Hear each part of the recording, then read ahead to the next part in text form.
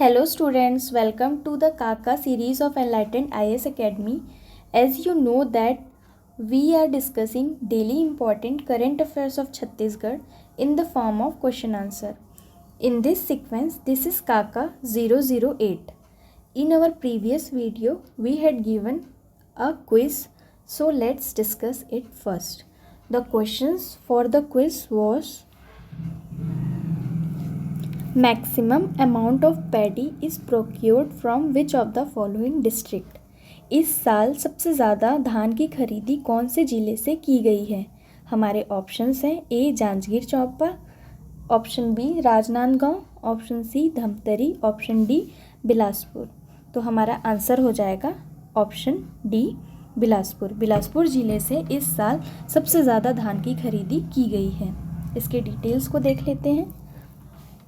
After the completion of paddy procurement work on January 31st, 2023 for the Kharif marketing year 2022 to 23, Bilaspur district has created a record in the state by lifting the maximum amount of paddy in the entire district with 0% shortage। यहाँ पे क्या बोला गया है कि जो paddy procurement work था वो 31 जनवरी को समाप्त हो गया, कंप्लीट हो गया। और ये कौन से ईयर के लिए था? खरीफ मार्केटिंग ईयर 2022 टू 23। इसमें जो बिलासपुर ज़िला है उसने एक रिकॉर्ड सेट किया है कि वो छत्तीसगढ़ राज्य में सबसे ज़्यादा पैडी का प्रोक्योर किया है और विथ 0% शॉर्टेज के साथ में। तो Bilaspur district has stopped this sequence. Second point, it is not worthy that a total of 5,13,000 metric tons of paddy was procured in 138 procurement centers in the district this year, which was lifted by 151 millers within 15 days of completion of paddy procurement directly from the committee। तो बिलासपुर ज़िले में 138 procurement centres हैं इस साल के लिए, जिन्हें 131 millers के द्वारा 15 दिनों में कंप्लीट किया गया है प्रोक्योरमेंट प्रोसेस को। इसे ध्यान रखिएगा कि बिलासपुर ज़िले में 138 प्रोक्योरमेंट सेंटर्स प्रेजेंट में मौजूद हैं इस साल के लिए। कौन से साल के लिए? 2022 टू 23 के लिए। तो ये था हमारा क्विज़ 007 का। अब हम आज के क्वेश्चंस की ओर बढ़ते हैं, जो है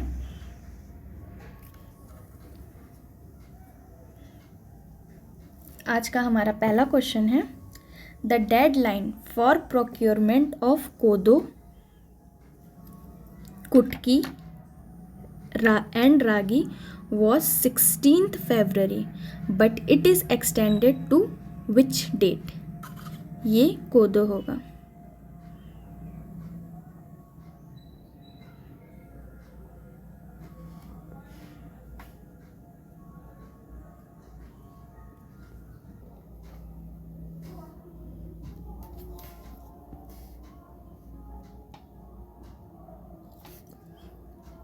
ये कोदो है, कोदो, कुटकी एंड रागी। जो कोदो, कुटकी और रागी प्रोक्योर करने का डेट था वो 16 फरवरी पहले डिसाइड किया गया था, जिसे अब एक्सटेंड करके कौन से डेट तक के बढ़ाया गया है। ये सभी ऑप्शंस हैं इसके लिए, इन सब के पहले फरवरी है। तो हमारा पहला ऑप्शन है 24 फरवरी, ऑप्शन बी है 25 फरवरी, ऑप्शन सी है 26 फरवरी, ऑप्शन डी है 27 फरवरी। तो इसका आंसर हो जाएगा 25 फरवरी। आइए इसके डिटेल्स को देख लेते हैं। हमारा पहला डिटेल है: under the collection year of 2023 कोदो, कुटकी and ragi will now be procured till 25th February in the state. जैसे कि मैंने बताया कि कोदो, कुटकी एंड रागी अब 25 फरवरी तक के खरीदा जाएगा स्टेट में. According to the information received from the Chhattisgarh state minor forest produce cooperative union, the collection period which was fixed earlier till 15 February has now been extended to 25th February. जो 15th फरवरी था procure करने का date, उसे बढ़ा के अब 25th फरवरी कर दिया गया है. Similarly increasing the predetermined storage period of 28th February has now been extended till 10th March 2023. जो स्टोरेज करने का पीरियड था उसे 28th फरवरी से बढ़ा के अब 10 मार्च कर दिया गया है. इसे ध्यान रखिएगा. अब हम अपने अगले क्वेश्चन की ओर बढ़ते हैं. 3 days of millet carnival is going to held at Raipur in which of the following days? 3 दिन का मिलेट कार्निवल ऑर्गेनाइज किया जा रहा है रायपुर में, जो कौन से दिन से स्टार्ट होगा, इसे बताना है. ये सब फरवरी हैं.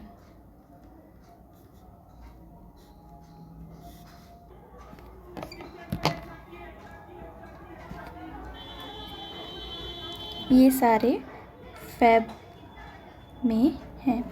तो हमारा ऑप्शन ए है 16 to 19 फरवरी, ऑप्शन बी है 17 to 20 फरवरी, ऑप्शन सी है 16 to 18 फरवरी, ऑप्शन डी है 17 to 19 February.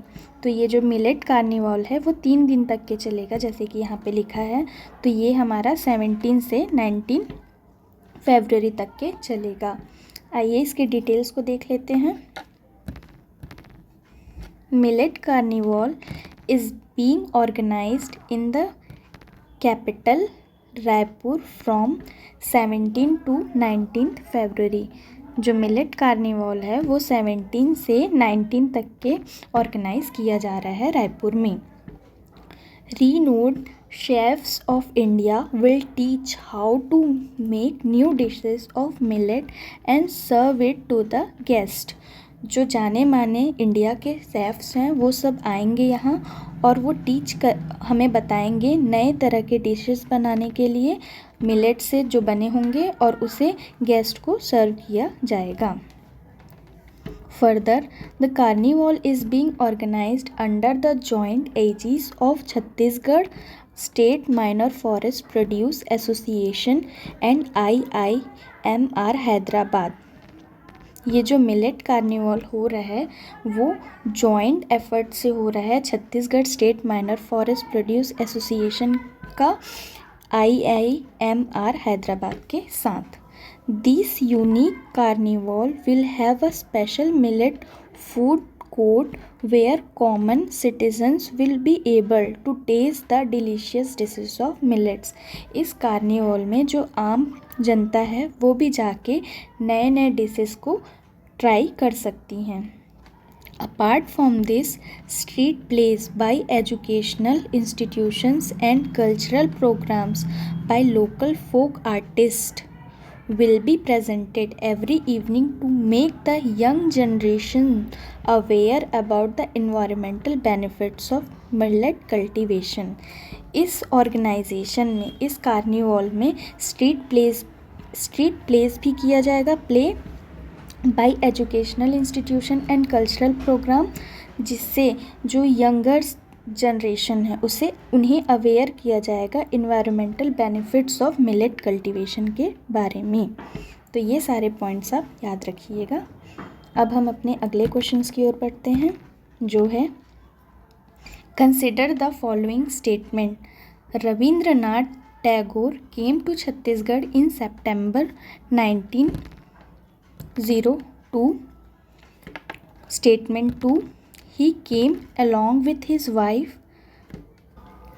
Third statement, he came for the treatment of his wife's arthritis disease. Select the correct option.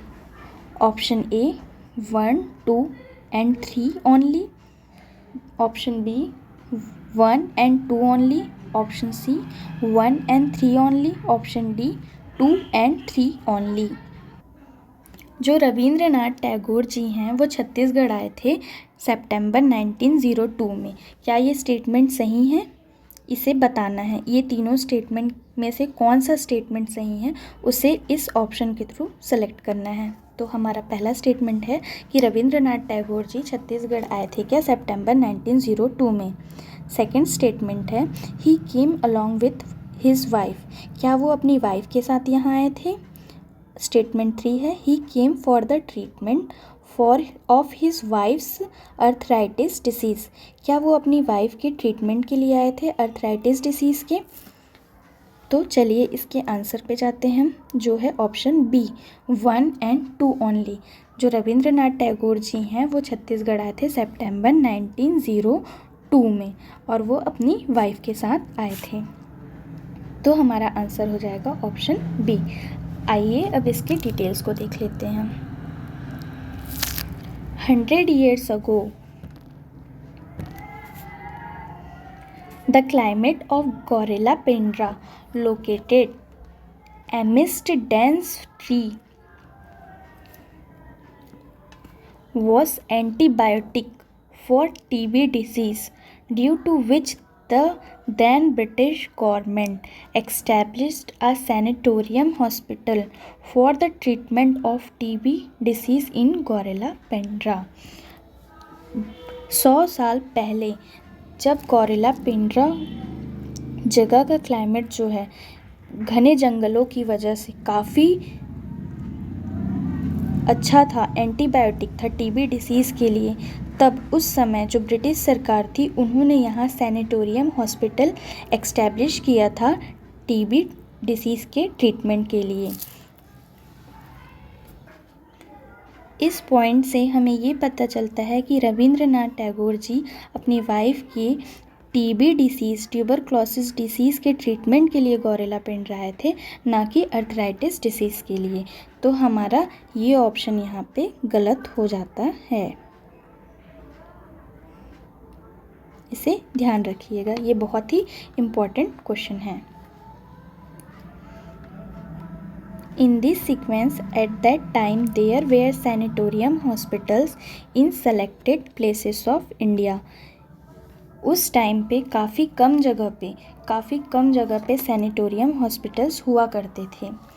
Gurudev Rabindranath Tagore had came to the sanatorium in Gorilla Pendra in September 1902 for the treatment of tuberculosis disease of his wife Mrinali Devi. तो रविंद्रनाथ टैगोर जी अपनी wife के tuberculosis disease के treatment के लिए गौरेला पेंड्रा मरवाही आए थे सितंबर 1902 में। इसे ध्यान रखिएगा। और उनकी वाइफ का नाम था मृणाली देवी, ये बहुत इम्पॉर्टेंट है, मृणालिनी देवी, इसे ध्यान रखिएगा। अब हम आज के क्विज़ की ओर बढ़ते हैं जो है consider the following statements regarding Rabindranath Tagore. Option A poem Phanki was written by him at the Bilaspur railway station. Option B he remained celibate all his life। Option C he came to sanatorium hospital of Gorilla Pendra for the treatment। None of the above। इसमें से आपको तो इस question में आपको incorrect option को select करना है। इन चारों ऑप्शन में से कौन सा ऑप्शन जो है वो गलत है, ये हमें आप कमेंट सेक्शन में कमेंट करके बताइएगा। तो आज के सेशन के लिए इतना ही। Thanks for watching this video. Do like, share and subscribe to our YouTube channel. Keep enlightening your studies.